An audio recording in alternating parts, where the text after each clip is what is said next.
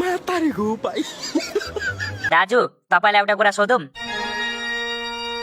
सोध। तपाई त नेपालकै सबैभन्दा ठुलो डन होइन, अनि जेल चाहिँ कसरी आउनु पर्ने? पुलिसको गाडी चढेर आए नि, कसरी आउनु र? त्यो भनेको होइन के दाजु, तपाई जस्तो खतरनाक डनलाई पुलिसले कसरी समात्यो भनेको के? उत्तानो पारेर समात्यो होला नि, तँलाई किन चाहियो? ओइ भाइ, मलाई कसैले समातेको होइन बुझिस? म यहाँ आफ्नो मर्जीले आउँछु अनि आफ्नो मर्जीले जान्छु। आफ्नो मर्जीले आउने, आफ्नो मर्जीले जाने, यो जेल हो कि तपाईको ससुराली हो दाजु? ससुराली होइन हौ माओली भन्न। ससुरालीमा कहाँ ज देखाए पाए त्यो देखेर जान पाइन्छ। ससुरालीमा जाने भनेको कि त सासु ससुरा बिरामी हुँदा कि त सालीको बिहे हुँदा।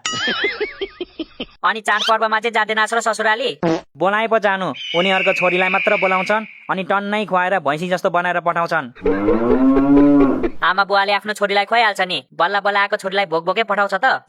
मैले नखुवाओस् भनेको होइन, जति खुवाउनु छ खुवाओस्, तर एक हप्तामै भैँसी बनाएर चाहिँ नपठाओस्। माइती घरमा गएर के खाएर आउँछे अनि रातभरि पादेर मलाई सास फेर्न गाह्रो बनाउँछे।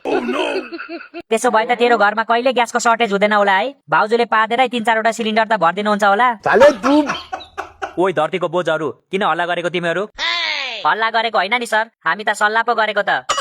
कस्तो सल्लाह? भाग्ने सल्लाह गर्दैछौ कि क्या हो तिमीहरू? हामी किन भाग्नु सर, यहाँ फ्रीमा खाना र बस्न पाइएको छ, हाम्रो लागि त स्वर्ग छ नि।